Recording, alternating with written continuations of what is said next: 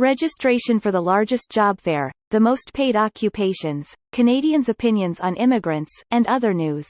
We're sharing the most important events of the past week, and you like this video and subscribe to the channel. Let's begin. Hi from Canada. The country again raised the issue of breaking ties with the monarchy. The deputies of the province of Quebec demanded this.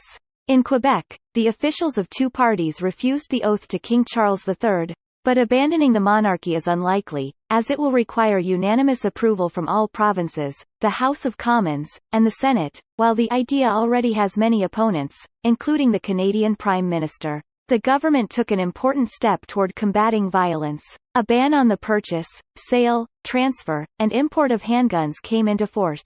These are the most stringent gun control measures in the last 40 years. Now a bill is being developed in Canada to introduce a complete moratorium on revolvers and pistols, and other measures to control the circulation of weapons are being discussed. The Bank of Canada raised the key interest rate for the sixth time this year. It has grown by 50 points and now stands at 3.75%. Thus, the bank is trying to contain inflation, which is twice the target. In the long run, this should lower the cost of living, but right now, the rate hike is very painful for both companies and consumers. Inflation is easier to deal with if you have a high wage. The Indeed employment portal published a list of the highest-paying jobs in Canada in 2022. The wages of these specialists reach up to $350,000 Canadian dollars per year. The list includes mainly healthcare and IT specialists. But there is also a list of professions that can be obtained without education and experience. See the full lists via the link below this video. Canada is a great travel destination.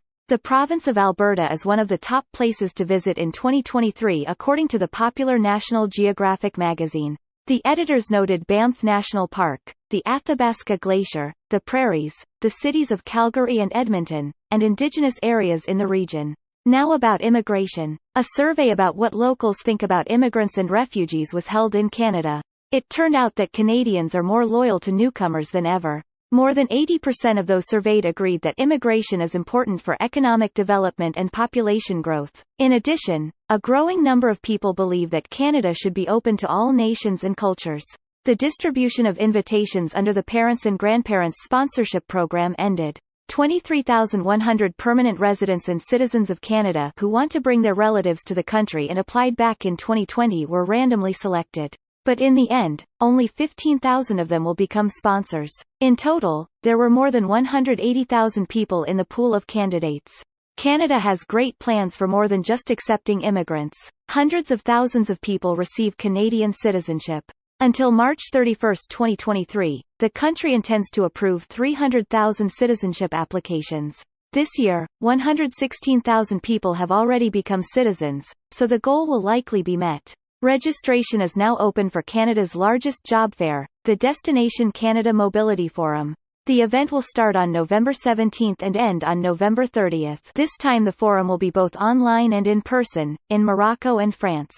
The fair is intended primarily for candidates with French proficiency who want to find a job in Canada and immigrate. Check out more information about the fair via the link below the video. The province of Ontario will temporarily register foreign-educated nurses, so they can work while obtaining their licenses. This will help thousands of professionals to get to work. In the future, the province will also limit the time to make licensing decisions and prohibit Canadian work experience from being required for a license. Let's move on to the immigration draws. This time, Canada invited 5,392 candidates in several draws.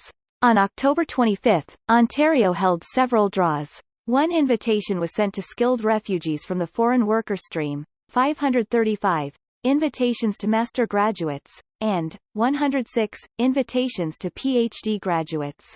Before this, the province hadn't held draws for more than a month. The next day, on October 26, there was an express entry draw in which 4,750 candidates were selected. The passing score dropped again but still remains higher than it was before the pandemic. Please like this video, subscribe to the channel, and click on the notifications bell icon to stay up to date with new videos. See you in Canada!